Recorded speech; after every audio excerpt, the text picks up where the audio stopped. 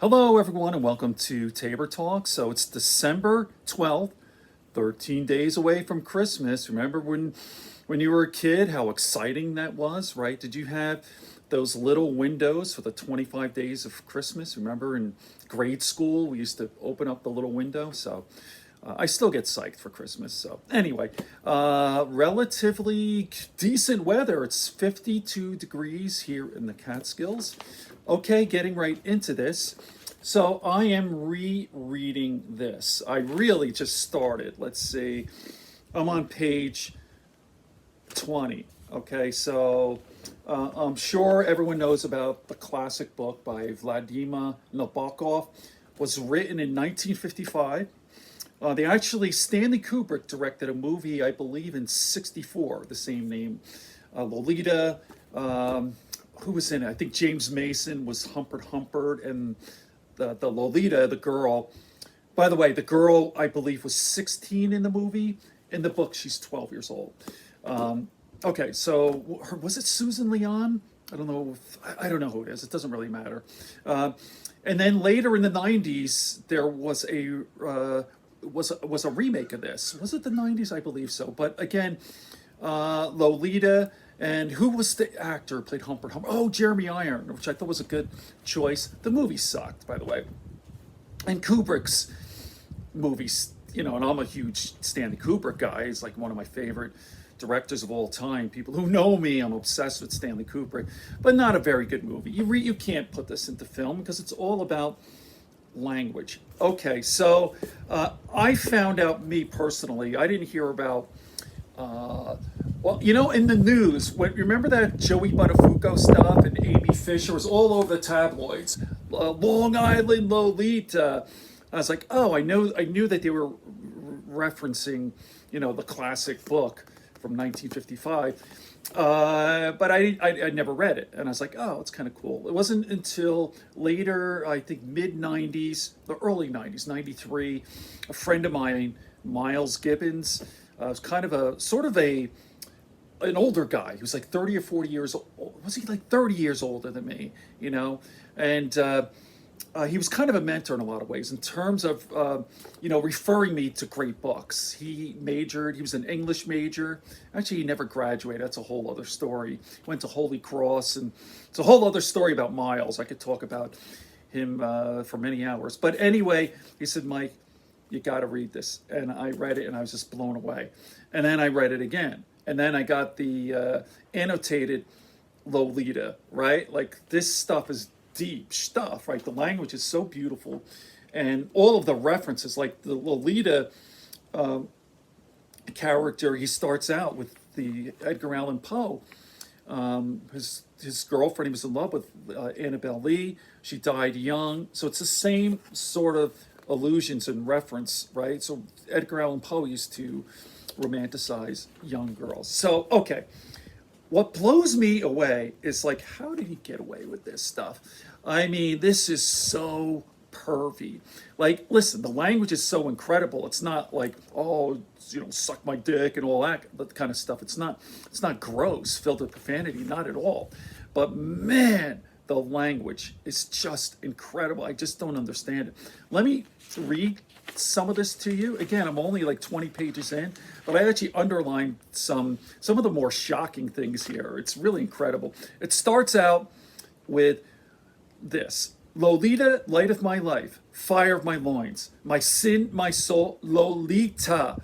The tip of the tongue taking a trip of 3 steps down the palate to tap at 3 on the teeth, Lolita. She was low, plain low in the morning, standing 4 feet 10 in one sock. She was Lola in slacks. She was Dolly at school. She was Dolores on the dotted line. But in my arms, she was always Lolita.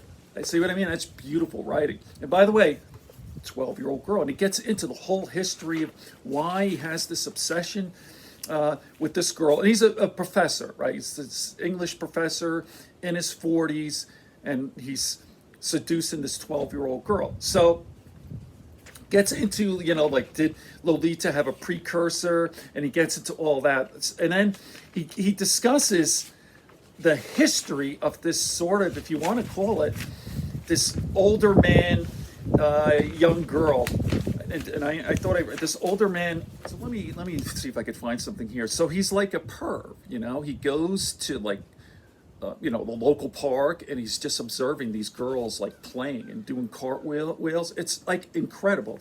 Listen to this. He goes, "How marvelous were my fancied adventures as I sat on a hard park bench, pretending to be immersed in a trembling book. Around the quiet scholar, nymphets," he referred to them as nymphets. Nymphets played freely, as if he were a familiar statue or part of an old tree's shadow and sheen. Once a perfect little beauty in a tartan frock, let me repeat that again. Once a perfect little beauty in a tartan frock with a clatter put her heavily armed foot near me upon the bench to dip her slim bare arms into me and tighten the strap of her roller skate. And I dissolved in the sun with my book for fig leaf. Like he's getting a hard on. Like, you see what I mean? It's like, what the hell? As her, like he goes, I dissolved in the sun with my book for fig leaf. As her auburn ringlets fell all over her skin knee, and the shadow of leaves I shared pulsated and melted on her radiant limb next to my chameleonic cheek. Another time, a red-haired schoolgirl hung over me in the metro, and a revelation of auxiliary russet I obtained remained in my blood for weeks. Auxiliary russet. I could list a great number of these one-sided diminutive romances. Some of them ended in a rich flavor of hell.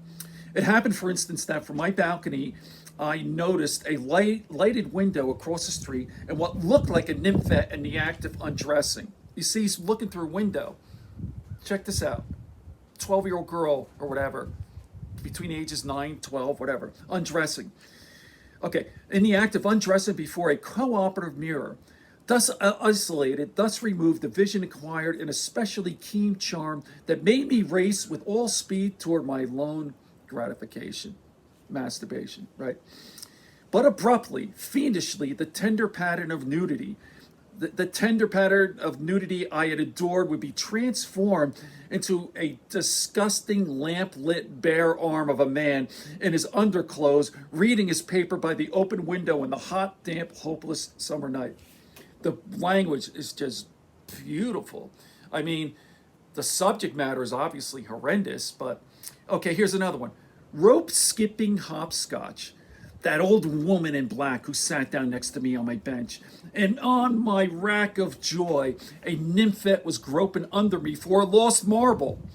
And asked this woman if I had a stomach ache, that insolent old hag. Leave me alone in my pubescent park, in my mossy garden. Let them play around with me forever, never grow up. And there are some other, but again, I'm only like 20 pages in. There's some passages where he describes,